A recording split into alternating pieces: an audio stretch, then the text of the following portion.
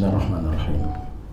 Assalamualaikum warahmatullahi wabarakatuh. Alhamdulillahirabbil alamin. Wassalatu wassalamu ala asyrafil anbiya'i wal mursalin sayyidina Muhammadin wa ala alihi wa ashabihi ajma'in. Faqala Allah Ta'ala fi kitabihil karim ba'da a'udzubillahi minasyaitonir rajim. Ya ayyuhalladzina amanu taqullaha haqqa tuqatih wa la tamutunna illa wa antum muslimun. Jamaah salat subuh rahimakumullah. Alhamdulillah pagi hari ini Allah pertemukan kita kembali dalam ketaatan. Mudah-mudahan salat subuh kita berjamaah tadi diterima Allah Subhanahu wa taala, dan kita sudah ikuti juga acara penggalangan dana yang memang maksudnya adalah untuk membuktikan keimanan kita kepada Allah Ta'ala dan kecintaan kita kepada saudara-saudara beriman kita dimanapun mereka berada, khususnya di Ardul Mubarakah, di tanah yang diberkahi Allah Ta'ala, Syam, yang hari ini sedang menderita kesulitan karena menghadapi kezaliman penguasa zalim Syiah di Suriah khususnya. Dan mungkin sekedar tambahan dari saya, kalau tadi saudara-saudara sudah mengeluarkan infak terbaiknya seperti disampaikan saudara Abu Saleh tadi, nanti kalau ada yang tiba-tiba tergerak lagi hatinya untuk memberikan, di luar ada kantong-kantongnya yang untuk ini. Nah, tadi waktu ditampilkan video tentang ganasnya musim dingin di Suriah, ya, itu ada latar belakang nasyid, ya. Mungkin kita nggak mengerti maknanya apa, tapi kalau kita mengerti, tentunya kita akan semakin tersentuh, ya. Di situ dikatakan anqizuni, zammiluni, ya, selimutilah aku, tolonglah aku dari dinginnya musim dingin, ya. Itu kira-kira begitu, ya. Terus dipertanyakan kita yang menyaksikan tadi, hal jahiltum, apakah kalian tidak tahu tentang hal ini? Hal bakhiltum, apakah kalian bakhil untuk memberikan harta kalian? Nah, jadi saudara-saudaraku rahimakumullah, kami menghimbau kembali, ya, ini bukan untuk siapa-siapa, bukan untuk Indonesia, bukan untuk mereka di sana, tapi untuk diri kita masing-masing, ya. Tadi ada kalimat yang saya selama ini ikuti saudara Abu Saleh biasanya sampaikan, tapi tadi luput dia sampaikan. Dia sering menyampaikan bahwa saat ini mereka memerlukan kita, memerlukan bantuan kita, ya. Tetapi nanti di hari berbangkit, kita yang membutuhkan kesaksian mereka. Mereka akan bersaksi bahwa saudara-saudara kaum muslimin dari negeri yang jauh, Indonesia, bahkan lebih khusus lagi dari ranah Minang, ya, telah membuktikan persaudaraan mereka dengan jujur, ya, sehingga kami punya tempat bernaung yang memadai menghadapi musim dingin yang tahun demi tahun kami tidak punya tempat itu. Tapi alhamdulillah berkat pertolongan dari kita, digerakkan oleh Allah Ta'ala, mudah-mudahan adik-adik kita, ya, anak-anak kita, ya, saudara-saudara kita, kakek nenek kita di sana, ya, bisa mendapatkan sedikit kelegaan menghadapi ganasnya musim dingin di Suriah. Saya alhamdulillah pernah tinggal di Suriah, ya, di Damaskus tahun 1970-an, dan memang kalau musim dingin, dingin sekali di sana, ya. Hampir selalu setiap tahun ada saja turun salju, ya. Padahal Damaskus itu terhitung di sebelah selatan, ya. Sedangkan wilayah Idlib ini di utara, Pak. Kalau di utara itu biasanya musim dinginnya saljunya turun tidak hanya sehari dua hari, bisa berbulan-bulan. Kalau di daerah Damaskus paling-paling hanya beberapa hari saja turun salju di musim dingin. Tapi kalau di wilayah Idlib ini yang menjadi sasaran kegiatan Indonesia ini adanya di utara, ya. Baik, ini sekedar mengingatkan diri saya dan kita bersama bahwa Nabi SAW bersabda, "Ma naqasa malin 'abdin min shadaqah." Tidak akan berkurang harta seorang hamba Allah dikarenakan dia bersedekah, ya. Jadi tidak ada ceritanya Pak bersedekah itu mendatangkan kemiskinan, nggak ada. Justru banyak bukti dari generasi awal kita, para sahabat, yang mereka menjadi orang-orang kaya raya karena kegemarannya berinfak, kegemarannya bersedekah. Ya, bahkan banyak riwayat menggambarkan sahabat seperti Abdurrahman bin Auf itu yang terkenal pedagang kaya raya. Beliau itu bikin program khusus, setiap hari harus ada infak yang keluar, ya.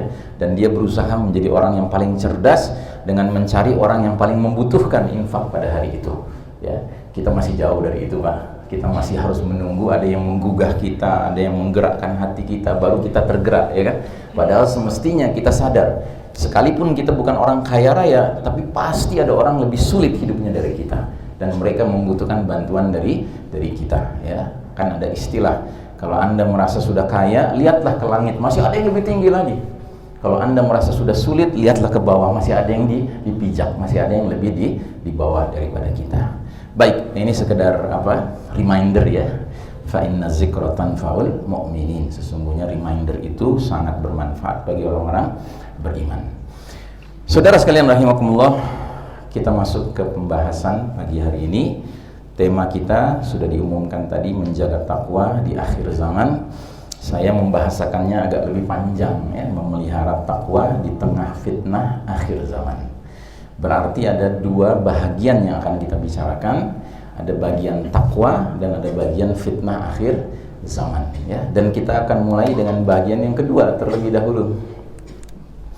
Umat Islam sedang menjalani babak paling kelam dalam perjalanan sejarahnya. We are living in the darkest chapter of the Islamic history. Ini adalah babak paling gelap, paling kelam dalam sejarah umat Islam. Inilah babak di mana Allah Subhanahu wa taala menguji kita umat Islam dengan posisi sedang kalah. Sebaliknya, kaum kafir khususnya Barat, Amerika, Eropa, Yahudi, Nasrani diizinkan Allah memimpin dunia, berjaya mereka, ya. Sadari Pak, tidak mungkin mereka berjaya memimpin dunia kalau bukan karena mendapat izin dari Allah. Cuma sayang, kita orang Indonesia nggak ngerti bahasa Arab, tidak mampu membedakan antara izin Allah dengan ridha Allah. Padahal izin Allah dengan ridha Allah itu berbeda, Pak. Semua yang terjadi di dunia ini hanya bisa terjadi karena mendapat izin Allah. Tapi apa semua yang terjadi di dunia pasti Allah ridhai? Kan tidak. Contoh, apa ada pencurian bisa berlangsung tanpa izin Allah? Apa ada? Tidak mungkin. Semua pencurian kelas kecil maupun kelas kakap, ya, itu hanya bisa terjadi karena izin Allah. Tapi pernahkah Allah ridha dengan pencurian? Allah tidak pernah ridha dengan pencurian. Perzinahan, ya. Apa mungkin ada perzinahan terjadi di dunia ini tanpa izin Allah? Tidak mungkin. Tapi tidak pernah Allah mengizinkan, meridhai perzinahan. Tidak pernah. Bahkan ayatnya berbunyi bukan jangan lakukan zina, ya, tapi la taqrabuz zina, jangan dekati zina. Jadi semua pintu menuju ke arah zina itu harus ditutup rapat-rapat. Nah, begitu juga dengan kepemimpinan kaum kafir Yahudi Nasrani atas dunia hari ini. Dia hanya bisa terjadi karena Allah izinkan. Allah ridha dengan kepemimpinan mereka? Allah ridha? Allah tidak ridha. Kenapa? Karena jenis kepemimpinan yang Allah ridhai hanyalah bila satu, yang memimpin adalah kaum beriman, dan ada syarat kedua, bukan hanya yang memimpin kaum beriman, Pak, tapi kaum beriman yang memimpin itu menjunjung tinggi aturan dan hukum Allah Subhanahu wa taala. Barulah itu kepemimpinan diridhai Allah Subhanahu wa taala. Dan kita hari ini tidak sedang hidup di bawah naungan kepemimpinan yang diridhai Allah Subhanahu wa taala. Karena Allah sedang menguji kita umat Islam dengan posisi tidak memimpin, tapi malah kaum kafir yang Allah izinkan memimpin dunia ini. Tapi Ustadz, pemimpin-pemimpin kami Muslim kok di wilayah kami, di negeri kami. Ya, kita nggak bisa bicara kepemimpinan hari ini tanpa memandang dengan sudut kacamata yang sifatnya global, Pak. Hari ini tidak ada ceritanya satu urusan hanya berdiri sendiri di satu tempat, tidak Pak. Semua terkait jaringan dunia. Ya, karena kita sudah hidup di era yang namanya globalisasi. Kalau eranya globalisasi, segala sesuatunya www, www, World Wide Web, ya, jaringan mendunia. Ya, pernah lihat istilah www itu? Ya, di mana itu biasa kita temukan? Di internet, ya. Ya, kalau buka alamat itu www, itu menyadarkan kita sudah hidup sekarang ini di era jaringannya sudah jaringan kelas dunia. Nggak ada ceritanya satu wilayah tertentu bisa berdiri sendiri, bisa berjalan sendiri tanpa ada campur tangan dari jaringan mendunia. Karena apa? Karena kita sedang hidup di era science and technology mutakhir, yang mana sarana komunikasi sudah tidak lagi terbatas, sudah sangat berkaitan, berkelindan satu wilayah dengan wilayah lain. Contohlah, satu kejadian di Amerika hari ini juga kita akan dengar beritanya, padahal kita nggak pernah ke Amerika, ya kan? Satu kejadian di ujung kampung mana di Sumatera Barat ini, itu orang di Rusia bisa dengar hari ini juga beritanya. Ya, karena apa? Karena kita sudah hidup di era serba jaringan mendunia, ya. Nah, jadi saudaraku rahimakumullah, dengan kepemimpinan mereka atas dunia ini, apa yang terjadi? Kita menghadapi banyak fitnah, ya. Dan Nabi mengatakan dalam hadisnya, badiru bil a'mali fitanan ka qita'il lailil muslim. Bersegeralah kalian beramal sebelum datangnya fitanan, bukan fitnah Pak, fitanan. Beda, fitnah itu satu ujian, kalau fitanan itu banyak ujian. Seperti malam yang gelap gulita. Jadi Nabi menggambarkan kondisi kita sekarang ini sudah seperti malam yang gelap gulita. Kita masih merasakan nikmatnya terang pagi hari, terang siang hari, terang sore hari. Tapi di sini gelap, maksudnya gelap maknawi, Pak, bukan gelap fisik.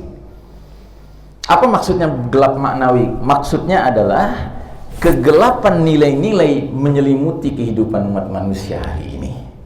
Jadi bukan nilai-nilai yang terang yang menyelimuti kita, tapi nilai-nilai yang gelap, Pak. Misalnya apa? Nilai kekufuran, nilai kefasikan, nilai kemunafikan, nilai kesyirikan, nilai kemaksiatan, nilai kemungkaran, nilai kezaliman. Ini kan menyelimuti kita hari ini, Pak. Setuju Bapak dengan saya? Atau Bapak ingin mengatakan, nggak begitu-begitu amat, Ustaz. Masya Allah, kita hidup di bawah naungan keadilan sekarang.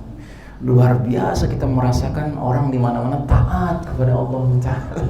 Kalau Anda berpikir seperti itu, saya sarankan mungkin tadi pagi Anda bangun belum berwudu, ya. Coba berwudu dulu. Akhirnya Anda mungkin akan sadar, enggak begitu dunia kita sekarang. Ini dunia yang kelam, Pak, hari ini. Kenapa kelam? Karena yang diberi hak memimpin dunia tidak mau menggunakan sumber cahaya yang semestinya. Apa itu? Al-Quran. Allah berfirman dalam muqaddimah surat Ibrahim, Alif Lam Ra, Inna nazzalna ilaikal kitaba litukhrijan nasa minaz zulumati ilan nuri biizni rabbihim ila siratil azizil hamid. Alif Lam Ra, kitab Al-Quran ini kami turunkan dia kepada engkau Muhammad SAW, agar engkau keluarkan manusia dari gelap gulita menuju cahaya terang benderang, dengan izin Rabbnya menuju jalan Allah yang maha perkasa lagi maha terpuji. Jadi waktu Nabi diutus, Jazirah Arab, khususnya Mekah, itu sedang tenggelam dalam zulumatil jahiliyah, kegelapan jahiliyah. Datanglah Nabi diutus Allah dan perlahan tapi pasti diberikan wahyu Al-Quran. Nah, dengan wahyu Al-Quran itulah Nabi menyinari kondisi Jazirah Arab yang gelap itu menjadi terang benderang. Nah, hari ini Pak, yang mimpin dunia jangankan lagi mau menggunakan Al-Quran sebagai sumber cahaya, bahkan mereka mencampakkan Al-Quran sebagaimana Allah firmankan dalam surat Fusilat, wa qala alladziina kafaru la tasma'u li hadzal qur'an walghaw fihi la'allakum taghlibun. Berkatalah orang-orang kafir, jangan kalian simak Al-Quran ini dan buatlah hiruk pikuk di sekitar Al-Quran supaya kalian bisa mengalahkan mereka orang-orang beriman itu, ya. Ini sudah terencana sekarang, Pak. Jadi Anda pikir tidak ada kaitannya dengan seorang ustadz yang senang membicarakan tentang Al-Quran, yang memanggil seorang anak 9 tahun perempuan, mengajak dia untuk mari hafalannya coba saya simak, ya kan? Tiba-tiba sedang begitu dia ditusuk. Apa tidak ada hubungan dengan itu, dengan ayat itu? Ada hubungannya, Pak. Karena kita sedang hidup di zaman di mana orang-orang kafir yang memimpin dunia ini. Mereka bisa bikin 1001 cerita, Pak. Ini nggak ada urusannya dengan kesengajaan. Ini orang gila, orang sakit jiwa. Ya. Cerita bisa dibuat, Pak. Tapi skenario tetap skenario, Pak. Rencana tetap rencana. Ya. Karenanya saya apresiasi sekali tadi Pak Edi, pengurus masjid, mengingatkan agar semua ya ustadz yang diundang di masjid manapun hendaknya dijaga. Ya. Karena hari ini memang ini termasuk target, Pak. Ini termasuk target rencana mereka, target operasi istilahnya. Ya. Nah, jadi saudaraku rahimakumullah, kondisi gelap ini sudah dijelaskan Nabi dalam hadis yang lain, yaitu hadis periodisasi atau hadis ringkasan sejarah umat Islam. Jadi Nabi pernah menyampaikan suatu hadis yang meringkas perjalanan umat ini dari awal sampai akhir, yang ternyata kata Nabi kita, umat ini akan melewati 5 periode, 5 babak, 5 fase perjalanan sejarahnya. Dan uniknya hadis ini, satu periode menuju periode berikutnya diberi nama oleh Nabi, dikaitkan dengan karakteristik kepemimpinan yang sedang berlaku pada zaman itu. Dan saya yakin kalau Bapak dan Ibu tahun lalu waktu saya berbicara di sini hadir dan menyimak, ya kan, pasti masih ingat kita sekarang ini sudah berada di babak keberapa? Hah? Masya Allah, Bapak masih ingat babak keempat, ya.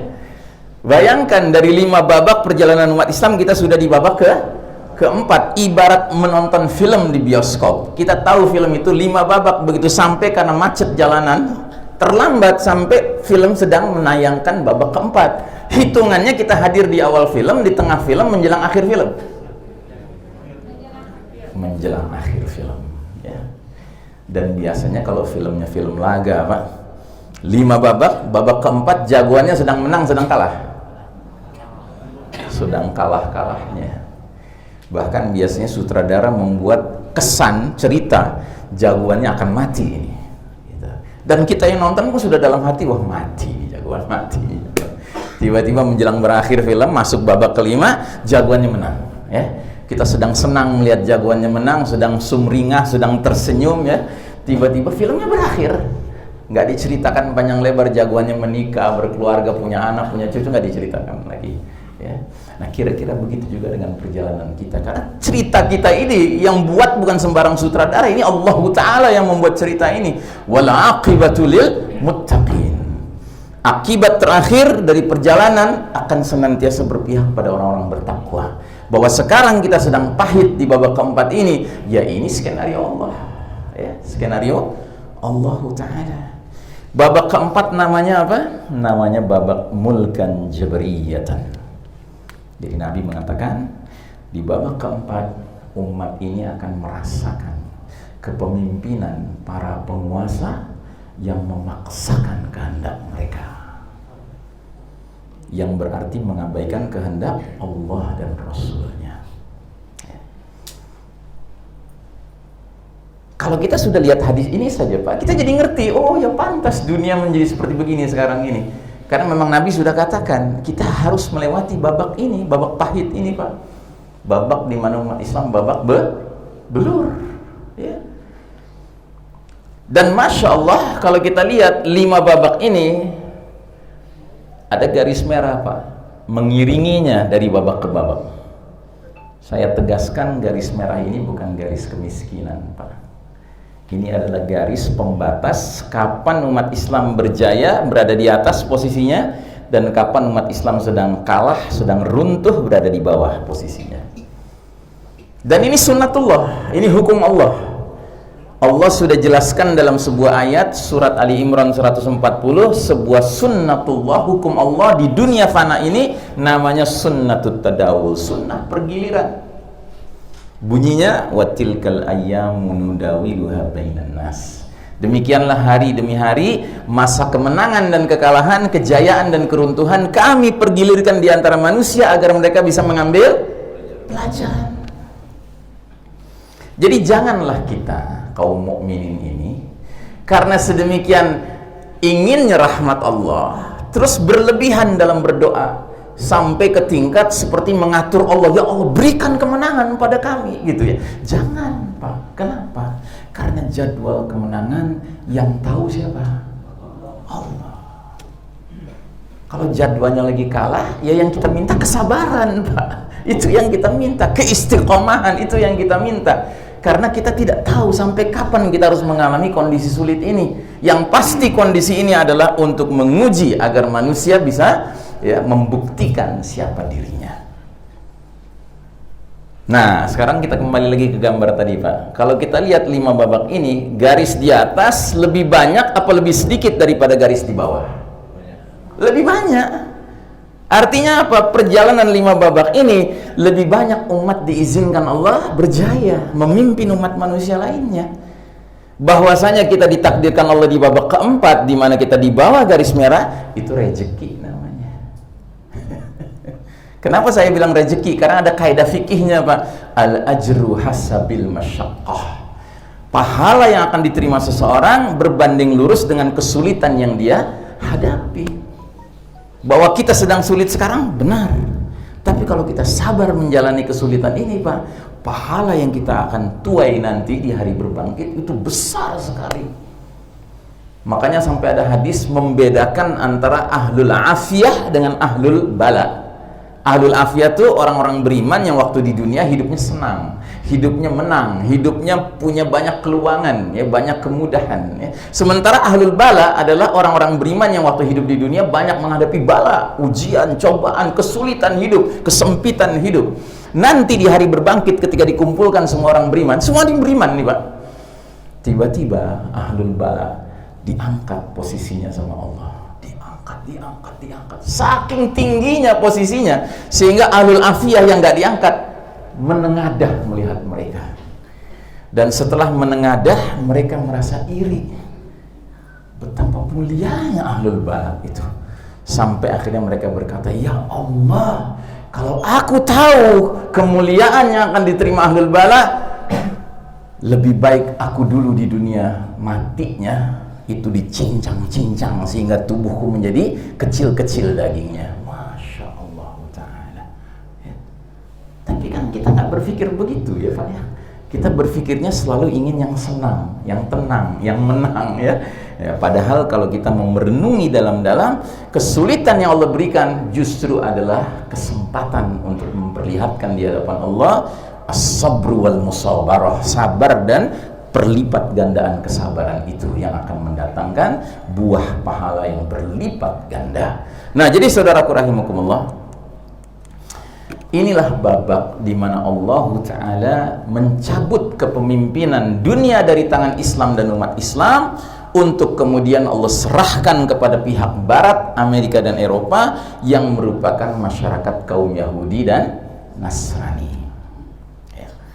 Karenanya Nabi pernah mengatakan kepada para sahabat 15 abad yang lalu hadis berikut ini, la tattabi'unna sunanal ladzina min qablikum shibran bi shibrin wa dhira'an bi dhira'in hatta law dakhalu fi juhri dabbin lattaba'tumuhum. Sungguh kalian umat Islam kelak nanti di akhir zaman akan mengikuti jalan hidup, kebiasaan, tradisi, perilaku umat-umat sebelum kalian sejengkal demi sejengkal, sehasta demi sehasta, sehingga sekiranya mereka yang kalian ikuti sudah jelas-jelas masuk lubang biawak, kalian terus saja mengikuti mereka. Para sahabat bertanya-tanya, "Ya Rasulullah, al-Yahuda wan Nasara?" Ya Rasulullah, apa yang kau maksud itu kaum Yahudi dan Nasrani? Nabi menjawab dengan balik bertanya, "Faman, siapa lagi kalau bukan mereka?" Ya. Anda tahu waktu Nabi menyampaikan hal ini kepada para sahabat itu tercengang, heran, bingung. Bukan karena ragu sama Nabi, tidak. Mereka yakin Nabi tidak pernah bohong. Tapi yang bikin mereka heran, bingung, dan tercengang adalah kenapa ya umat ini suatu ketika nanti ngekor sama Yahudi Nasrani. Kenapa mereka bingung? Karena mereka tidak mengalami. Para sahabat waktu hijrah dari Mekah ke Madinah, sampai di Madinah ada enggak orang Yahudi, Pak? Di Madinah ada orang Yahudi? Ada. Ada orang Nasrani di Madinah? Ada. Ada orang musyrik di Madinah? Ada. Tapi mereka melihat Nabi dan para sahabat, mulianya iman mereka, mulianya ketakwaan mereka, mereka malah tunduk kepada Nabi dan para sahabat, sekalipun nggak masuk Islam. Maka para sahabat nggak bisa membayangkan, kok bisa ya umat Islam mengekor kepada Yahudi dan Nasrani, itu nggak kebayang sama mereka ya. Nah, sedangkan kita yang hidup sekarang mencari Muslim hari ini yang ke barat-baratan, yang ke Yahudi-Yahudian, yang ke Nasrani-Nasranian, sulit atau mudah? Sulit atau mudah, Bu? Mudah. Dan hati-hati, saking mudahnya hari ini mencari Muslim yang ke barat-baratan, ke Yahudi-Yahudian, ke Nasrani-Nasranian, jangan-jangan saat kita sedang bercermin di depan cermin, dia pun termasuk. Ya. Nah, karenanya saudaraku rahimakumullah, kita 17 kali sehari semalam, Pak, kalau menjalankan sholat wajib 5 waktu dan tidak sedang safar, berarti nggak dikosor sholatnya, itu kita baca 17 kali surat Al-Fatihah.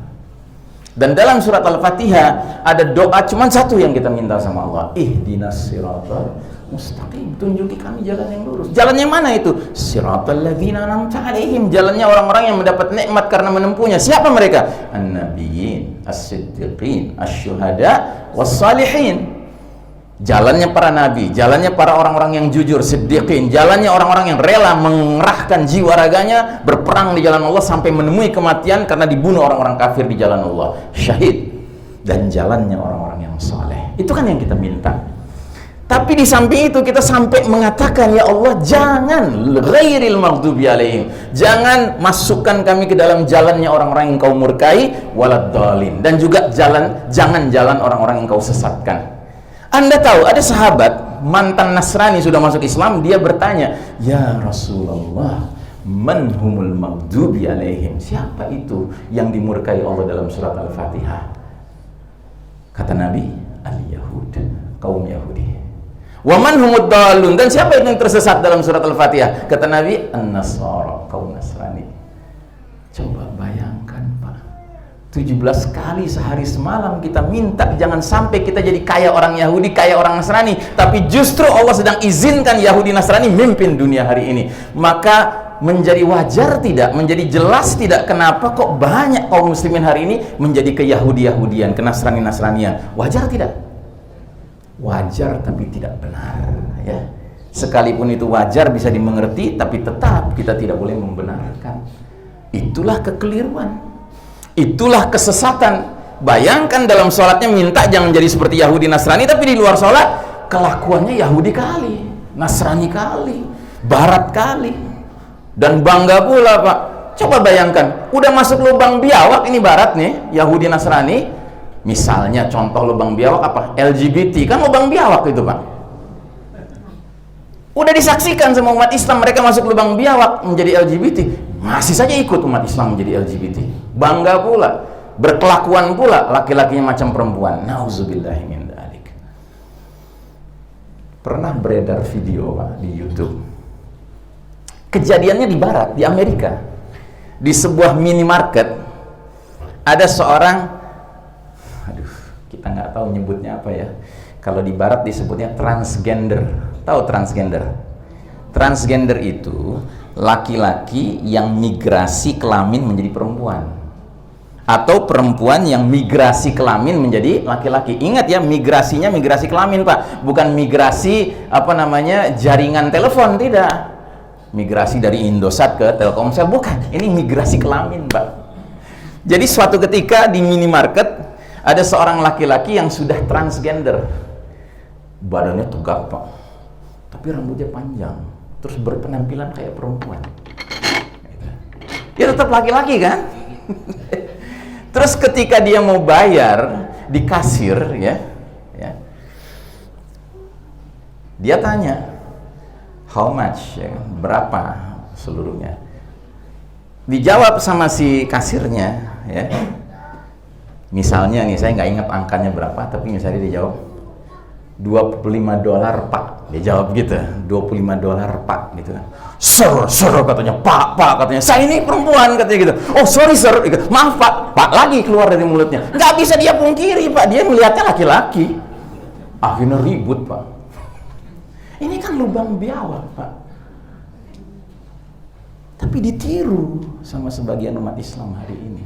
Udah jelas mereka masuk lubang biawak, kok ditiru juga. Nah jadi saudaraku rahimakumullah, peradaban Yahudi Nasrani ini sebenarnya peradaban Romawi modern, sama dengan Romawi masa lalu, Romawi klasik. Dan Allah jelaskan dalam surat Ar-Rum, bangsa Romawi, Ar-Rum ini bangsa Romawi Pak, di ayat ke-7-nya, karakteristik mereka. Bagaimana karakteristik mereka? Ya'lamuna zahiran minal hayatid dunya wa hum 'anil akhirati hum ghafilun. Mereka bangsa Romawi itu hanya mengenal, mengetahui, memahami perkara-perkara yang zahir, yang material dari kehidupan dunia saja. Sedangkan terhadap kehidupan akhirat mereka lalai. Itu ciri khas mereka. Jadi ciri khas mereka, mereka cuma faham urusan dunia, urusan akhirat sama sekali mereka tidak faham, lalai mereka. Maka kalau Anda ditakdirkan naik kendaraan, misalnya pesawat atau kereta api, tahu-tahu ada orang bule, Amerika kah, Eropa kah, bukan muslim, coba Anda ngobrol sama dia. Bicara tentang dunia, apapun urusan dunia, dia pasti menguasai pembicaraan Pak. Tapi begitu Anda mulai ganti topik, Anda mulai bicara soal kematian, Anda mulai bicara tentang alam barzakh, Anda mulai bicara tentang padang mahsyar, Anda mulai bicara tentang surga dan neraka, dia diam 1000 bahasa Pak. Kalau perlu dia ambil buku, dia baca buku, nggak peduli dengan omongan kita. Kenapa? Karena menurut dia ini omong kosong. Nah yang mimpin dunia tuh macam itu sekarang Pak. Mereka mimpin dunia. Wajar enggak kalau kemudian dunia ini diajak semuanya menjadi materialis, menjadi hubbud dunia? Wajar tidak? Ya wajar, karena mereka nggak punya penawaran lain kecuali itu. Kalau dalam kaidah bahasa Arab ada ungkapan faqidu syai' la yu'tihi. Orang yang nggak punya apa-apa nggak bisa memberikan apa-apa.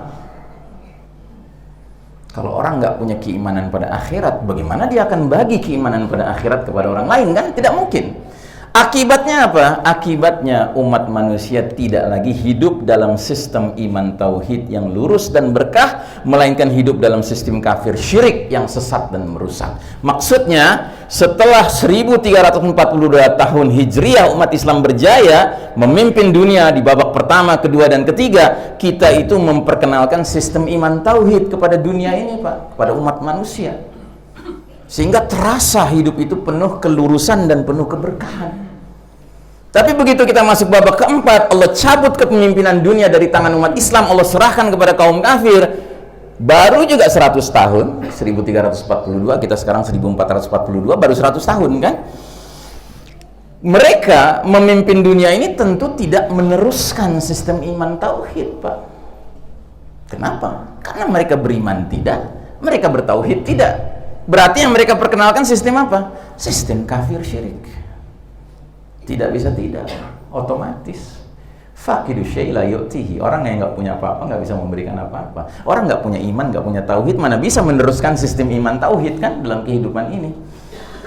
Dan tolong disadari Pak, kita memimpin dunia umat Islam ini bukan setahun 2 tahun, bukan 10 tahun 20 tahun, bukan 100 tahun 200 tahun Pak, 1342 tahun kita memimpin dunia ini Pak.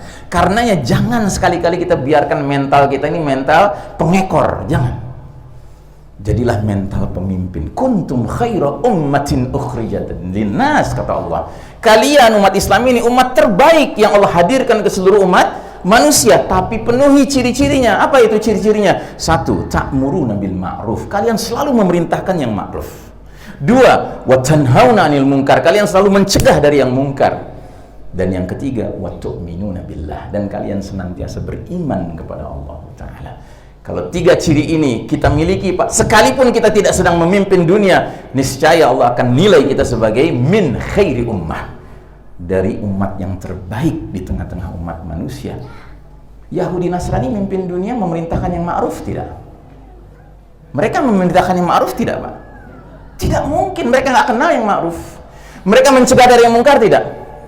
Tidak, malah sebaliknya mereka yang meramaikan kemungkaran di muka bumi hari ini. Mereka beriman pada Allah tidak? Jelas-jelas mereka sendiri mengatakan mereka tidak beriman. Nah, jadi saudaraku rahimakumullah, yang lebih memprihatinkan selanjutnya kaum kafir Yahudi Nasrani yang memimpin dunia sekarang ini merancang, membangun dan mengokohkan tegaknya sistem kafir syirik yang mereka kasih nama Novus Ordo Seclorum. Bahasa Latin ini, Pak. Dari mana kita temukan kata-kata ini? Dari kertas ini, Pak. Ini kertas apa, Pak? Uang $1 Amerika Serikat. Dan ini hanya ada di uang $1 Amerika Serikat. Pecahan $5, $10, $20, $50, $100, tidak ada gambar ini. Ini gambar apa? The Great Seal. Seal itu stempel, Pak, materai. Great itu agung, mulia. Jadi mereka perkenalkan sebuah stempel mulia. Apa itu? Mega proyek mereka. Mega proyek ingin mewujudkan sebuah rencana besar seperti ini. Seperti apa rencananya? Rencananya mereka ingin bangun satu dunia yang ibaratnya seperti piramida tunggal terpotong bagian atasnya, Pak. Kemudian di atas piramida itu dibuat segitiga yang ukurannya cocok menjadi pucuk piramida itu, tapi sengaja tidak ditempelkan. Seolah ingin mengatakan belum datang pucuk piramidanya, cuman sudah ada, masih mengawang-awang ya, pelan-pelan dia akan landing, akan mendarat nanti, akan muncul dia. Dan di dalam segitiga itu ada mata tunggalnya, dan di sekitar mata tunggal bersegitiga ini ada garis-garis seolah-olah mengisyaratkan bahwa mata tunggal itu merupakan sumber cahaya, sumber petunjuk, sumber bimbingan bagi umat manusia. Terus mereka tulis di bawahnya kata-kata Novus Ordo Seclorum. Ini nama mega proyek mereka, Pak. Apa artinya? Novus artinya baru, new. Ordo artinya tatanan, order, ya. Seclorum artinya world, dunia. Jadi dengan kata lain, inilah tatanan dunia baru. Menggantikan tatanan sistem iman tauhid yang sudah berlangsung ribuan tahun tapi sudah runtuh, sudah berlalu. Dan mereka menyangka bahwa mereka bisa dengan dikdayanya mewujudkan proyek NOS ini. Proyek apa ini? Ini proyek mengumpulkan semua penduduk dunia ke dalam satu keranjang kotak piramida tunggal untuk kemudian tunduk pada kepemimpinan si mata sebelah. Siapa si mata sebelah, Pak? Alhamdulillah. Nabi bersabda, innahu a'waralaini wa inna rabbakum laisa bi'awar. Sesungguhnya Dajjal itu bermata sebelah, sedangkan Rabb kalian tidak bermata sebelah, ya. Dan mereka tulis lagi di atasnya, Annuit Quiptis, bahasa Latin lagi, Pak. Apa artinya? He has favored our undertakings. Dia, si mata sebelah, telah merestui semua upaya-upaya kami. Upaya apa? Upaya mewujudkan tatanan dunia baru yang semua bidang kehidupannya, ideologi, politik, ekonomi, sosial, pendidikan, budaya, pertahanan, keamanan, militer, pertanian, peternakan, medis, farmasi, semuanya berfondasikan nilai-nilai kekufuran Dajjal. Maka kita katakan bahwa New World Order, tatanan dunia baru ini tiada lain adalah sistem Dajjal. Dajjalnya belum muncul, tapi sistemnya sudah dibangun sesuai dengan maunya sang calon pemimpin mereka, Dajjal. Karenanya ini adalah tatanan dunia yang sejatinya dipersiapkan untuk menggelar karpet merah penyambutan datangnya sang juru selamat, the Messiah dalam bahasa Inggris, Al-Masih dalam bahasa Arab, sang juru selamat palsu mereka yaitu Ad-Dajjal. Dajjalnya belum muncul, tapi sistemnya sudah berdiri. Sedangkan Nabi jelaskan, kalau Dajjal nanti muncul, apa yang dia katakan kalau dia datang satu kampung? Apa yang dia katakan? Dia akan mengatakan kata-kata mirip seperti kata-kata Firaun. Apa itu? Ana rabbukum, aku Rabb kalian. Ya. Dan kalau penduduk kampung itu adalah kumpulan orang-orang yang kafir atau orang-orang ngaku muslim tapi lemah imannya, mereka akan kagum melihatnya dan mereka akan menyambut dengan mengatakan, anta rabbuna, engkau Rabb kami, kalau begitu tolonglah kami sudah kelaparan, kami sudah kehausan. Maka dengan satu perintah dia tunjuk ke langit, Hai langit, turunkan hujan, turun hujan. Hai bumi, keluarkan tumbuh-tumbuhanmu, keluar tumbuh-tumbuhannya, sehingga hewan ternak dari masyarakat yang mau tunduk pada Dajjal ini menjadi gemuk-gemuk, susunya banyak, dikasih surga sama Dajjal. Tapi ketika Dajjal datang ke satu kampung, ternyata isinya orang-orang beriman, ya, dari Solo, ya, dan mereka masya Allah istiqamah dalam keimanan, dan mereka ingat pelajaran-pelajaran dari ulama-ulama yang membahas akhir zaman. Mereka ditawarkan kalimat ana rabbukum, mereka jawab apa? Rabbunallah anta al-masihud Dajjal. Rabb kami Allah, kamu ini adalah sang penipu Dajjal. Dajjal marah. Hai langit, jangan turunkan hujan. Tidak turun-turun hujan dengan izin Allah. Hai bumi, jangan keluarkan tumbuh-tumbuhanmu. Enggak keluar tumbuh-tumbuhannya dengan izin Allah. Sehingga hewan ternak kaum beriman ini mati bergelimpangan. Mereka kelaparan. Tapi mereka tahu solusinya, karena Nabi sudah jawab kepada para sahabat, ya Rasulullah, di zaman Dajjal muncul nanti, apa makanan kita kalau nggak ada makanan? Kata Nabi, makanan kalian orang beriman adalah makanan para malaikat. Tasdiq, tasbih, tahmid, tahlil, takbir, zikrullah. Karenanya sekarang, sekalipun Dajjal belum muncul, Pak, hidupkanlah zikir itu sebagai latihan kita. Kalau nanti Dajjal muncul, mudah-mudahan kebiasaan kita zikrullah itu membuat zikir kita menjadi nutrisi jasad kita nantinya. Kalau sekarang baru jadi nutrisi rohani kita, tapi kalau kita sudah terlatih, Pak, nanti pada masanya benar-benar gak ada makanan zaman Dajjal muncul, kita benar-benar bisa merasakan zikir itu sebagai nutrisi jasad kita. Itu jaminan dari Nabi SAW. Nah, jadi saudaraku rahimakumullah, kata-kata sistem Dajjal ini kita ambil dari seorang penulis muslim berkebangsaan Inggris namanya Ahmad Thompson. Dia tulis buku bahasa Inggris judulnya Dajjal the Antichrist, gambar depannya The Great Seal tadi, Pak. Buku ini sudah diterjemahkan ke bahasa Indonesia, alhamdulillah, dengan judul Sistem Dajjal. Terbit tahun 2013. Isinya menguak akar krisis yang menjelma secara global di berbagai bidang kehidupan. Alhamdulillah sudah diterjemahkan ke bahasa Indonesia. Tapi innalillah, Anda tidak akan temukan di toko buku manapun sekarang ini, karena sudah diborong sama sistem Dajjal.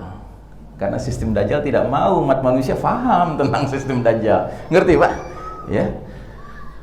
Baik, ini bagian pertama pembicaraan kita soal fitnah akhir zaman. Sekarang kita bicara tentang apa namanya? Sebelum masuk situ. Jadi sistem ini maaf tadi ya, saya lupa. Jadi sistem kafir syirik yang dipimpin Yahudi Nasrani sekarang ini, hakikatnya adalah untuk mewujudkan sistem Dajjal. Dan lembaga dunia yang katanya mempersatukan, membuat berdamai berbagai bangsa-bangsa yang mereka sebut PBB ini cuman gambar di depan layar, Pak. Tapi rencana utamanya, rencana hakikinya adalah gambar NOS, Novus Ordo Seclorum. Kenapa mereka nggak gambar aja NOS gitu di gedung PBB? Karena ciri khas Yahudi mirip munafik, Pak. Bersembunyi di balik tempat persembunyian. Gitu. La yuqatilunakum jami'an illa fi quran muhassanatin aw min wara'i judur, kata Allah Ta'ala dalam surat Al-Hasyr. Mereka tidak akan memerangi kalian secara terang-terangan kecuali di balik dinding yang tebal atau di balik benteng yang kokoh. Nah, mereka bikin macam-macam benteng, Pak. Ada benteng PBB, ada benteng IMF, ada benteng World Bank, ada benteng WHO, ya kan? Macam-macam benteng mereka buat. Tapi intinya sebenarnya di belakang layarnya mereka. Yahudi itu paling takut menghadapi kita terang-terangan, Pak. Makanya coba lihat di Israel, Pak. Sekalipun ngadepin anak Palestina usia 7 tahun, itu bisa 5 tentara Yahudi, Pak, sekaligus mengeroyok dia. Kenapa? Karena takut sekali mereka. Hanya dengan takbir si anak itu 7 tahun itu takutnya luar biasa mereka. Dan hari ini angkatan bersenjata yang paling aneh adalah angkatan bersenjata Israel. Karena seragam mereka, bagian celananya itu di dalamnya ada pampersnya, Pak. Ya. Buat apa? Buat kalau mereka ketakutan, kencing-kencing, nggak usah cari toilet, di situ aja selesaikan. Ya. Ini berita yang kita dengar dari saudara-saudara pejuang kita di Palestina. Ya. Bahwa Yahudi itu takutnya luar biasa menghadapi kaum mukminin. Nah, jadi saudaraku rahimakumullah, kondisi kita hari ini dilengkapi oleh hadis Nabi yang menjelaskan bahwa fitnah-fitnah yang ada seperti malam gelap kita ini menyebabkan munculnya gejala di tengah umat Islam yang disebut dengan yusbihur rajulu mu'minan wa yumsi kafiran. Di pagi hari orang masih beriman, sore harinya kafir. Atau di sore hari masih beriman, paginya kafir. Jelas-jelas Nabi mengatakan pagi beriman, sore kafir. Sore beriman, pagi kafir. Nabi tidak mengatakan pagi berbuat baik, sore berbuat jahat. Sore berbuat baik, pagi berbuat jahat. Bukan baik dan jahat, Pak. Tapi antara beriman dan kafir. Beda tidak? Beda. Tidak semua kejahatan yang seorang muslim lakukan menyebabkan dirinya jadi kafir. Tidak, Pak. Tapi kata Nabi, di era yang penuh fitnah seperti sekarang ini, yang gelap gulita ini, jenis-jenis dosa yang ditawarkan mereka yang mengelola dunia ini, jenis dosa yang kelasnya kelas seperti itu. Ya, istilahnya sedemikian masif dan destruktifnya badai fitnah yang ada, sehingga ancaman bagi umat Islam bukan hanya terjerumus ke dalam dosa-dosa kecil, bahkan bukan dosa-dosa besar, melainkan dosa nawaqidul iman, pembatal keimanan. Inilah puncak kegelapan babak keempat ini, Pak. Perlu contoh, Pak, dosa pembatal keimanan? Perlu contoh? Siap? Siap nggak siap ya, namanya ilmu ya. Tugas saya menyampaikan saja. Saya kasih dua contoh. Contoh pertama, orang mengaku muslim bisa batal imannya kalau dengan ringannya tapi dengan penuh keyakinan dia mengucapkan semua agama sama, semua agama baik, semua agama benar. Itu kata-kata bukan kata-kata ringan, Pak. Itu kata-kata berat di sisi Allah Ta'ala. Dari mana dalilnya? Surat Ali Imran ayat 19. Tolong dicatat. Ali Imran 19. Inna dina indallahil Islam. Sesungguhnya agama yang Allah ridai di sisinya hanyalah Islam. Tidak mungkin Allah mengatakan begitu lalu kita manusia merasa lebih cerdas dari Allah. Kita merasa lebih arif dari Allah. Sehingga kita mengatakan, enggak lah, masa cuma Islam saja yang diridhoi. Saya punya teman-teman yang bukan muslim tapi mereka baik-baik sama saya. Semua agama baik, semua agama sama, semua agama benar. Na'udzubillah min dzalik. Allah tidak pernah bilang Islam itu agama paling benar, nggak pernah. Yang Allah katakan dalam Al-Quran, Islam ini dinul haq, agama yang benar. Apa bedanya paling benar dengan benar? Nah, kalau dikatakan paling benar berarti ada yang benar juga selain dia tapi kurang benar. Allah tidak mengajak kita berpikir begitu. Allah meminta kita menyatakan al-Islam huwa dinul haq. Islam itu agama yang benar. Berarti agama lain apa? Batil. Sekalipun itu bukan alasan kita jalan di tengah-tengah manusia yang beragam agama ini lalu membusungkan dada, gua yang benar. Bukan. Gue ini muslim. Sedangkan yang benar itu Islam. Itu beda, Pak. Muslim itu manusia, Islam itu ajaran. Kalau ajaran nggak ada cacat celahnya, Islam ini sudah sempurna, Pak. Tapi kalau manusia muslim kadang-kadang bisa benar, kadang-kadang bisa salah. Karenanya kita tidak perlu membusungkan dada. Cuma kita harus yakin yang benar cuma satu, al-Islam. Nggak puas dengan ayat itu, silahkan catat ayat yang lain. Surat Ali Imran 85. Apa kata Allah? Wa may yabtaghi ghairal islami dinan falan yuqbala minhu wa huwa fil akhirati minal khasirin.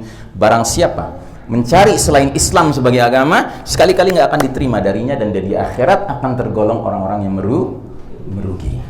Jelas. Nggak puas, satu lagi ayat saya kasih, Al-Hijr ayat 2. Apa kata Allah? Rubbama yawaddul ladzina kafaru law kanu muslimin. Kelak di akhirat nanti seringkali orang-orang kafir itu berandai-andai sewaktu di dunia mereka menjadi muslim. Jadi mereka menyesal di akhirat nanti. Salah pilih agama. Jelas ya?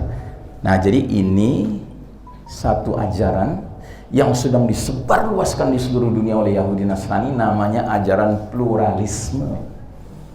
Ajaran yang kalau kita terima, kita telan bulat-bulat, lama-kelamaan, cepat atau lambat kita akan mengatakan semua agama sama. Padahal itu kalimat nawaqidul iman, kalimat yang bisa membatalkan iman. Na'udzubillahi min dzalik. Periksa anak-anak Anda diajarkan apa di sekolah, ya. Jangan-jangan nilai-nilai ini sudah masuk di tengah-tengah anak-anak kita. Contoh kedua, pembatal keimanan adalah istihza'u biddin, mengolok-olok agama. Hati-hati, Pak. Mengolok-olok agama ini bukan perkara kecil di mata Allah. Surat At-Taubah ayat 65-66. Allah bertanya, apakah dengan ayat-ayat Allah dan Rasul Allah kalian bergurau, bercanda, ya, berarti mengolok-olok. Qad kafartum ba'da imanikum, sungguh kalian telah kafir setelah tadinya beriman. Jadi mengolok-olok agama itu termasuk dosa yang kelasnya membatalkan keimanan, bukan dosa kecil, bukan dosa besar. Dan hati-hati Pak, kadang-kadang kita suka terjebak ya, ada tayangan di televisi stand up comedy, pernah dengar stand up comedy? Pelawaknya kadang-kadang melampaui batas, dia merasa supaya garing gurauannya, lawakannya, dia mengolok-olok agama. Kalau kita ikut menyimak, bahkan ikut tertawa, saat itu juga dosa kita dengan dosa dia sama Pak. Maka kalau sudah mulai mengarah ke situ, matikan saja itu televisi atau pergi dari situ. Kenapa? Karena kita tidak boleh ikut serta dalam hal itu. Dalam surat An-Nisa 140 dijelaskan, kalau kalian tetap berada di situ sedangkan dia sedang mengolok-olok agama, kalian seperti dia. Ya, menjadi mirip, dosanya sama. Batal iman juga, na'udzubillah min dzalik ya. Hari ini ada orang mengolok-olok agama, Pak? Na'udzubillah. Nah, karenanya saudaraku rahimakumullah, selesai kita bab fitnah akhir zaman, sekarang kita bicara takwa. Allah Ta'ala memberi jaminan, ya ayyuhalladzina amanu in tattaqullaha yaj'al lakum furqanan. Hai orang-orang beriman, barang siapa di antara kalian bertakwa kepada Allah, niscaya Allah akan berikan kepadamu furqan. Apa itu furqan? Pembeda antara apa? Hak dan batil, antara ma'ruf dan mungkar, antara sunnah dan bid'ah, antara tauhid dan syirik, antara yang diperintahkan Allah dan yang dilarang Allah. Dan ini perkara yang hari ini amat sangat kita perlukan. Karena apa? Karena yang mengelola dunia, Yahudi Nasrani, justru sedang menjungkir balikan nilai-nilai sekarang ini. Orang yang justru berjuang untuk menegakkan keadilan dan kebenaran dituduhnya teroris. Orang yang justru menghancurkan kemanusiaan disebutnya pejuang hak asasi manusia. Kan kita diajak untuk melihat segala sesuatu terbalik-balik, Pak. Kalau kita nggak punya takwa yang cukup, kita pun terseret menggunakan furqan mereka, bukan furqan Al-Quran, bukan furqan Al-Islam. Ya. Nah, karenanya saudaraku rahimakumullah, Nabi Muhammad SAW menjelaskan bahwa ajaran Islam ini sudah sempurna, tetapi penganutnya kan nggak sempurna. Maka bisa saja suatu ketika sekalipun Islam sudah berjaya, sudah mentereng, sudah tampil cemerlang di muka bumi ini, dia bisa luntur kembali. Dan cara lunturnya bagaimana? Nabi jelaskan, la tunqadanna 'ural islam urwatan fa kullaman taqadat urwatun tashabbatha an-nasu billati taliha fa awwaluhunna naqdad al-hukm wa akhiruhunna as-shalah. Sungguh ikatan Islam bisa terurai simpul demi simpul.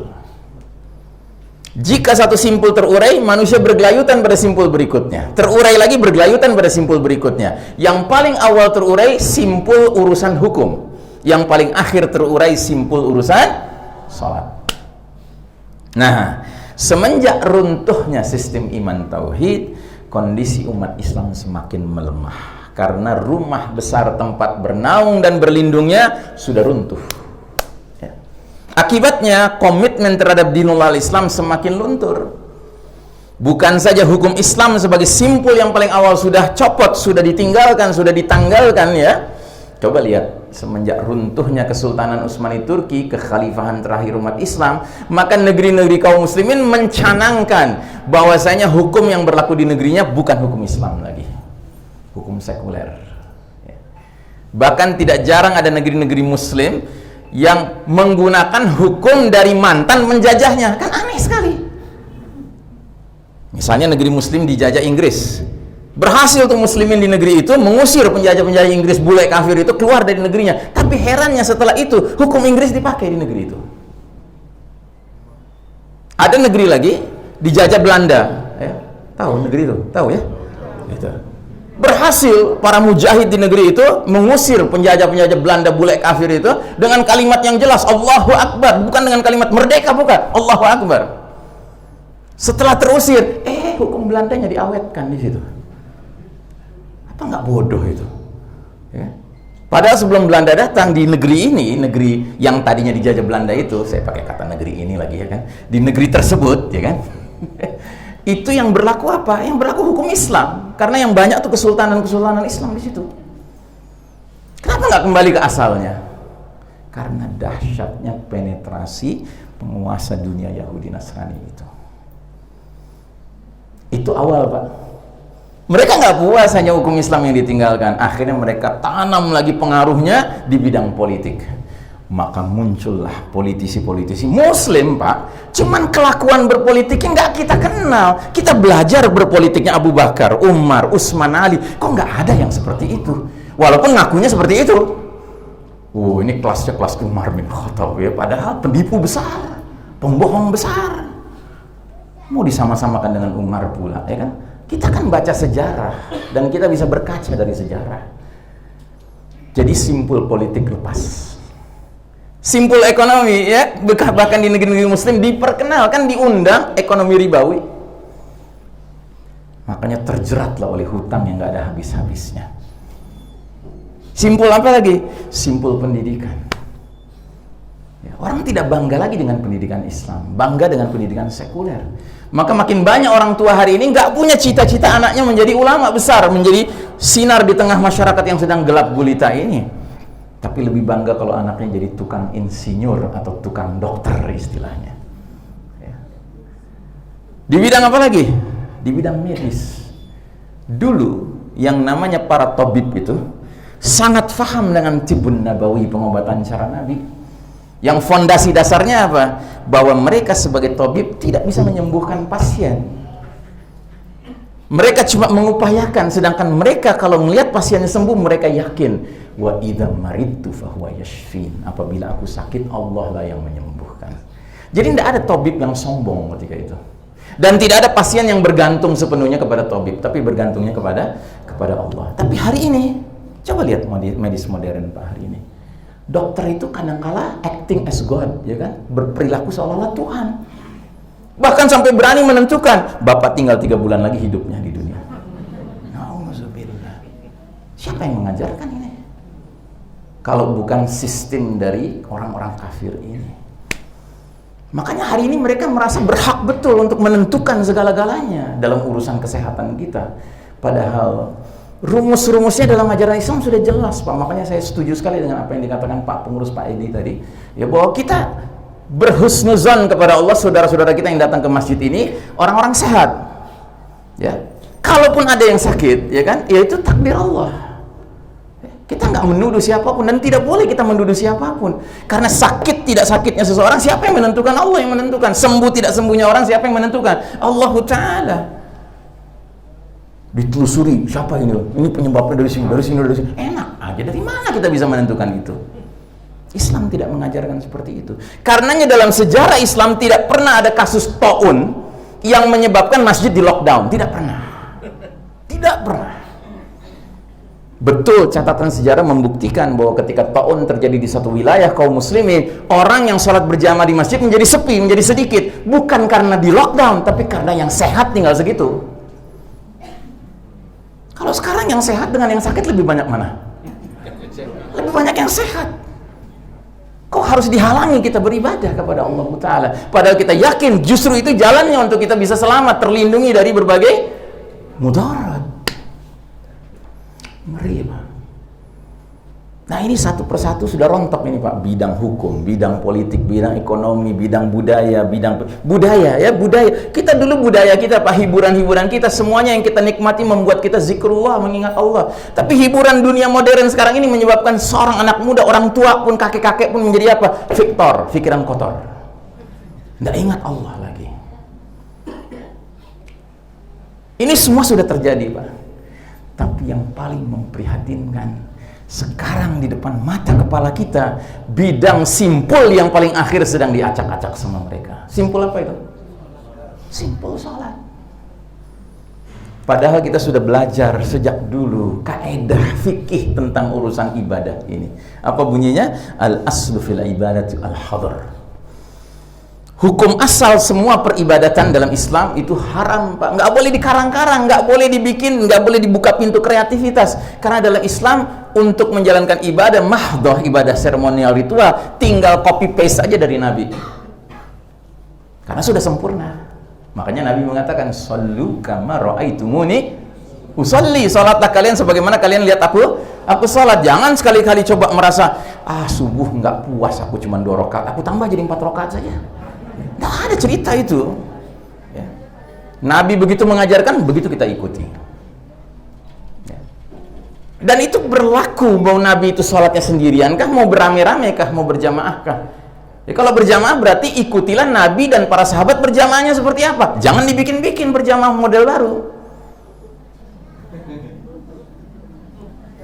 Mari kita lihat pesan-pesan Nabi dalam urusan sholat berjamaah. Kata Nabi, kata para sahabat, Rasulullah datang pada kami sebelum sholat, mengusap bahu-bahu kami, dada-dada kami, ya kan? Kemudian Nabi bersabda, La takhtalifu sufufukum fatakhallaf qulubukum. Jangan kalian berselisih dalam saf-saf kalian sehingga berselisih hati kalian. Berselisih saf itu maknanya apa, Pak? Maknanya 2. Safnya nggak lurus, dan yang kedua safnya renggang-renggang. Itu berselisih. Dan Nabi jamin kalau itu terjadi, yang terjadi apa? Hati jadi berselisih. Saya tidak tahu pengalaman Bapak dan Ibu, tapi ada pengalaman saya pribadi. Saya kalau sering sholat di tempat yang berjarak begitu ya, akibatnya rasanya kayak kaku gitu sama saudara muslim kita, nggak akrab. Belum lagi sampai di masjid itu sudah ada aturan-aturan yang nggak boleh salaman tangan, nggak boleh jabat tangan, nggak boleh lama-lama di masjid. Nauzubillah min dzalik. Dari mana ini? Padahal Nabi bilang kalau 2 saudara muslim berjumpa berjabat tangan, selama tangan ini masih menempel, rontok dosa-dosa mereka. Siapa yang senang kalau dosa-dosa kita nggak rontok, Pak? Siapa? Musuh kita, syaitan. Dalam bentuk jin. Tapi dalam bentuk manusianya, Yahudi. Senang mereka. Kita lanjutkan. Nabi bersabda, tegakkan saf-saf kalian, sejajarkan pundak-pundak kalian, tutup celah-celah di antara kalian. Lemah lembutlah terhadap kedua tangan saudara-saudara kalian. Jadi kalau kita mau sholat, di depan kita masih ada celah gitu ya. Kita tahu celah ini muat 1 orang tapi agak sempit. Masuklah situ dengan lembut, ya kan? Jangan sang. Nggak bisa. Kita harus menghargai saudara kita. Terus Nabi bicara celah lagi. Tadi sudah Nabi bicara, tutuplah celah-celah di antara kalian. Tapi di sini Nabi bilang lagi, jangan kalian biarkan celah-celah itu untuk syaitan. Jadi kalau ada celah-celah di antara kita sholat, berarti ada siapa di situ? Ada syaitan. Sekarang Pak, di masjid-masjid tertentu dikasih tanda setan di mana lokasinya, diberi kemuliaan, kehormatan, ini posisi kamu di sini.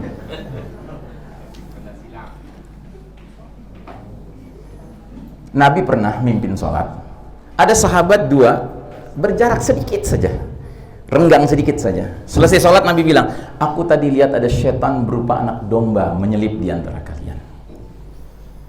Kalau sekarang bukan anak domba, Pak, sekeluarga domba muat di situ. Nah terus apa? Selanjutnya ini lebih mengerikan lagi. Man wasala saffan wasalahullah, wa man qata'a saffan qata'ahullah. Barang siapa menyambung saf, Allah sambung dia. Barang siapa memutus saf, Allah putus dia. Urusan apa ini sambung dan putus? Urusan rahmat. Bayangkan, Anda mau dirahmati Allah, tutup celah-celah itu. Ya. Kalau nggak ditutup, ya nggak dirahmati, putus rahmatnya. Kan rugi sekali. Sudah merasa bercapek-capek pergi ke masjid berjamaah, tapi ternyata karena tidak mengikuti cara yang Nabi perintahkan, ya sebenarnya nggak dirahmati. Nauzubillah min dzalik. Kita tidak menyalahkan pemerintah, kita tidak menyalahkan ulama yang mengeluarkan fatwa, tapi ini semua ada ujungnya, Pak. Ujungnya siapa? Yahudi. Nanti saya jelaskan hadisnya tentang Yahudi itu. Ini belum sampai ke situ. Kita teruskan. Nabi bertanya kepada para sahabat, mengapa sih kalian tidak bersaf berbaris sebagaimana para malaikat berbaris di hadapan Rabb-nya? Bingung, para sahabat nggak pernah lihat malaikat. Kan bukan Nabi. Nabi bisa lihat malaikat, para sahabat nggak bisa lihat malaikat. Mereka bertanya, bagaimana para malaikat itu berbaris di sisi Rabb-nya? Akhirnya dijelaskan sama Nabi. Para malaikat itu yutimmuna sufufal awal wa yatarasuna fis shaf. Mereka itu berlomba merebut shaf paling depan dan mereka menempel satu dengan lainnya. Jadi saudaraku rahimakumullah, ketika kita sholat berjamaah dengan baik dan benar, kita itu dibanggakan oleh Nabi sebagaimana para malaikat sholat atau beribadah atau berbaris di depan Allah Subhanahu wa Ta'ala. Masya Allah, ini kebanggaan kita, Pak. Kita tidak boleh punya perasaan ridho kebanggaan kita ini diacak-acak, Pak. Tidak boleh, harus tersinggung kita. Ini ghirah namanya, kecemburuan namanya. Nah, ini lihat gambar ini, Pak. Kok jadi mirip ya yang kiri sama yang kanan? Ini konon kaum muslimin. Ini udah jelas bukan kaum muslimin. Tapi mirip kan? Tuh, mirip. Berdirinya pun mirip, Pak. Nah, ini berdirinya. Tuh. Nah, di gambar ini dijelaskan ini kaum muslimin tahun 2020. Sebelum 2020 nggak ada begini. Nggak ada. Sedangkan yang dibawa ini Buddhiyin, kaum Buddha. Masa kita mau disamakan dengan kaum musyrikin? Sehingga pertanyaannya, mengapa kalian tidak bersaf sebagaimana para malaikat bersaf? Coba lihat nih, elok kali kan? Indah sekali, baik nisanya maupun rijalnya. Ketika sholatnya safnya rapi, lurus, rapat, ya kan? Itu Masya Allah, dibanggakan oleh Allah, dibanggakan oleh Nabi. Nah, yang paling mengkhawatirkan adalah hadis berikutnya. Ini bahasa Arabnya, ini terjemahannya. Abu Hurairah mengatakan, sewaktu Nabi mendatangi kuburan, Nabi berdoa untuk para penghuni kuburan, ya. Semoga keselamatan dilimpahkan pada kalian, hai kaum mukminin, dan kami insya Allah akan menyusul kalian. Aku senang apabila aku bisa bertemu dengan saudara-saudaraku. Para sahabat bertanya, bukankah kami saudara-saudaramu? Oh tidak, kalian sahabat-sahabatku. Bagaimana engkau bisa menemui saudara-saudaramu padahal belum datang, mereka nanti datangnya, ya. Terus kata Nabi, tahukah kalian seandainya orang punya kuda yang kepalanya, tangannya, kakinya bercahaya, ada di tengah-tengah kuda-kuda yang hitam legam, bisa ndak dia menandai kudanya?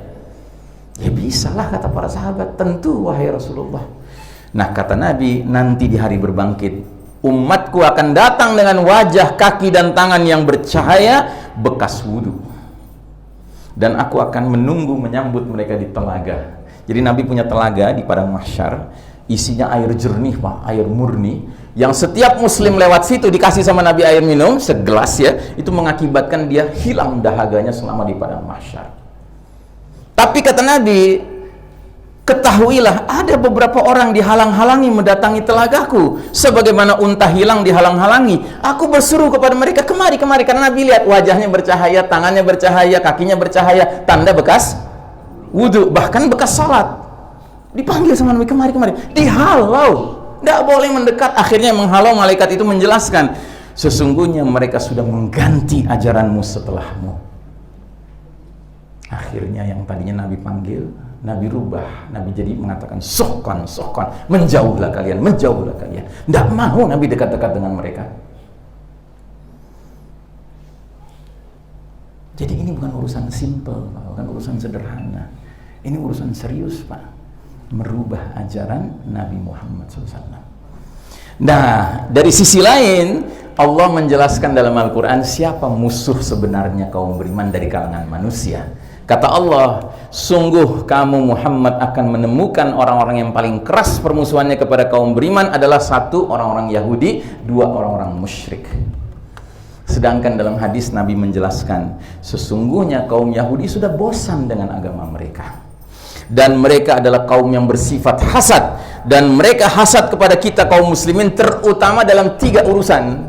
Urusan pertama, raddis salam. Kebiasaan muslim kalau ketemu muslim lain diucapkan assalamualaikum, dia jawab waalaikumsalam. Itu geram sekali Yahudi. Yahudi tidak senang melihat umat Islam saling berukhuwah, saling berkasih sayang karena Allah. Itu nggak senang mereka, ya. Mereka nggak senang umat Islam itu bersedekah satu sama lain dengan senyum. Makanya dibuat nggak bisa kelihatan senyumnya. Makanya kalau sekarang saya belanja di toko, Pak, ya, dan toko itu mengharuskan pakai masker, ya, selesai transaksi di kasir saya bilang, Pak, saya lagi senyum loh, Pak, gitu, ya, untuk membesarkan hati dia, gitu. Karena apa? Itu bagian dari sunnah, Pak. Tabassumuka fi wajhi akika sedekah. Tersenyumnya engkau di hadapan wajah saudaramu adalah sedekah. Dan ini mau ditutupi sekarang, nggak bisa kita bersedekah. Sedekah yang sangat gratis, sangat murah. dihalang-halangi, ya. Yang kedua, mereka hasad pada kita dalam urusan apa? Iqamatis sufuf, dalam kedisiplinan umat Islam merapihkan dan meluruskan saf mereka, merapatkan saf mereka. Itu Yahudi paling geram, Pak. Jadi Yahudi itu kalau ngelihat masjid-masjid, safnya rapat, safnya lurus, disiplin umat Islam, itu mereka hasad sekali. Dan karenanya hari ini mereka sedang tertawa terbahak-bahak. Karena sampai ke Masjid Nabawi, Masjidil Haram pun sekarang sudah tidak disiplin lagi menegakkan safnya. Dan ini buat mereka simple saja, kuasai saja pimpinan-pimpinan di situ, ulama-ulama di situ, dibeli sedemikian rupa sehingga bisa mengeluarkan fatwa yang nyentrik, kata anak muda. Dan semua umat Islam di seluruh dunia kan begitu patokannya sekarang. Alah, kamu tahu apa sih, lihat Masjidil Haram, lihat Masjid Nabawi, kan selalu begitu patokannya. Anda tahu, pernah ada wawancara di televisi, seorang muslim bertanya kepada seorang jenderal tentara Amerika. Dia tanya begini, Pak Jenderal, apa pendapat Bapak kalau Bapak dapat tugas 2 juta prajurit Bapak yang tadinya berantakan, beredar macam-macam, Bapak disuruh bikin mereka berbaris rapih, perlu berapa lama Pak? 2 juta, kata dia. Ya kira-kira 1 bulan lah, kata dia. Terus si muslim wawancara ini, wartawan ini memperlihatkan video umat Islam sedang pergi haji, sedang tawaf mengelilingi Masjidil Haram. Haji yang normal ya Pak, bukan haji kemarin Pak. Kemarin kan nggak normal, hajinya sepi. Gitu. Haji yang normal Pak, jutaan orang. Sedang tawaf, tiba-tiba azan berkumandang. Yang bertawaf berkurang, tapi masih ada yang tawaf kan? Ada yang mulai siap-siap berwudu, ada yang mulai siap-siap nyari tempat dan sebagainya. Begitu qomat dikumandangkan, hanya dalam 2-3 menit rapih itu barisan. Itu jenderal tentara Amerika tuh bengong lihatnya. Dia merasa sebagai jenderal saja memimpin tentara yang sudah didisiplinkan, ya kan, perlu 1 bulan kalau 2 juta jumlahnya. Ini dia lihat, ini orang aneka ragam, latar belakang bangsa, ekonominya, kok bisa dalam 2 menit rapi. Itu hasad Pak Yahudi dengan itu Pak, hasad sekali mereka. Dan yang ketiga, kata Nabi, hasad mereka dalam urusan apa? Ucapan kaum muslimin di belakang imam mereka dalam sholat-sholat wajib, yaitu kalimat amin. Terutama sholat yang jahar, maghrib, isya, subuh, dan sholat Jumat. Jadi dengan kata lain, makin keras suara aminnya, makin hasad Yahudi. Tapi makin kecil suara aminnya, makin senang mereka. Dan sekarang tidak sedikit masjid-masjid yang mestinya muat 1000 orang, harus cuma 300 orang. Yang berarti amin 1000 orang dengan amin 300 orang, banyak mana suaranya Pak? Banyak yang 1000 orang. Ya Pak? Nah, jadi saudaraku rahimakumullah, inilah yang ingin saya ingatkan kepada kita semua. Ini era penuh fitnah Pak. Dan kita tidak punya pilihan lain kecuali bertakwa dengan sebenar-benar takwa, supaya furqan kita nggak bergoyang Pak. Ya. Dan mereka kasih nama lagi Pak, new normal. Ini normal yang baru nih, betul Pak, baru dan bid'ah ini normalnya. Iya, karena ini bagian dari New World Order Pak, tatanan dunia baru. Tidak, kita akan mengatakan lan narka, kami tidak akan tunduk kepada ajaran-ajaran sistem Dajjal. Biar bagaimanapun kita dianggap anehnya, kita tetap akan mengatakan sunnah Nabi itulah yang menyelamatkan dunia dan akhirat. Maka sebagai penutup, saya sampaikan sebuah hadis kata Nabi di hadapan para sahabat, wudittu an alqi ikhwani, aku rindu ketemu saudara-saudaraku. Para sahabat bertanya, alasta ikhwanukum, bukankah kami saudara-saudaramu? Kata Nabi, la antum ashabi, kalian sahabat-sahabatku.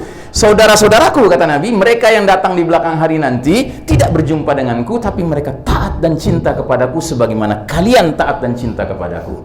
Mereka akan hidup dalam ayyamus sabar, hari-hari yang menuntut kesabaran. Dan bila mereka hidup di zaman itu, sekali saja mereka beramal yang sesuai dengan sunnahku, maka nilai amal mereka seperti nilai amal 50 orang.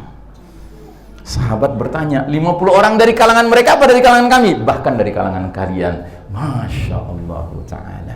Falyatanafasil mutanafisun fastabiqul khairat. Berlomba-lombalah kita dalam kebaikan, berlomba-lombalah kita dalam menegakkan sunnah Nabi, sekalipun eranya adalah era mencemooh sunnah Nabi, ya.